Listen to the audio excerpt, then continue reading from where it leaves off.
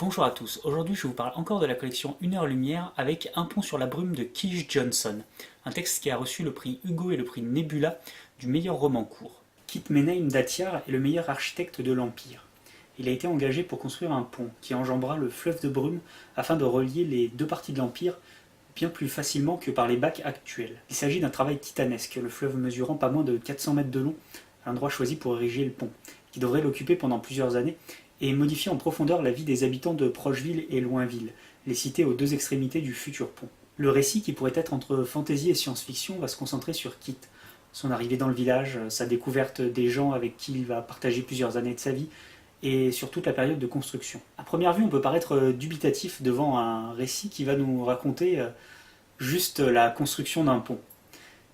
Et pourtant, la construction du pont n'est qu'un prétexte. Un prétexte pour nous parler des êtres humains, pour nous parler de la vie, pour nous parler du changement, et aussi de la manière dont certains êtres transitent dans nos vies avant de s'en aller. Tout cela est matérialisé par les relations que Kit va construire tout au long de son séjour, avec les gens auxquels il apporte du travail bien sûr, mais aussi sur le long terme des modifications radicales dans leur manière de vivre. D'abord, peu à l'aise, lui qui vient de la lointaine ville et qui a de prime abord peu de choses en commun avec ces gens-là, il va en fait très rapidement s'intégrer et lier connaissance. Il va aussi découvrir la dangereuse vie des passeurs de bacs, régulièrement à la merci des géants de la brume, et prendre la pleine mesure de ce que signifie réellement la construction du pont pour ces gens et puis pour lui. Le récit va ainsi nous raconter l'évolution de ces relations, rythmées par les étapes de construction du pont, les joies, les peines et hélas les drames. Keith Johnson nous offre ici une superbe tranche de vie, un récit humain, touchant et plein de poésie. Il y a vraiment une ambiance particulière qui se dégage de ce texte,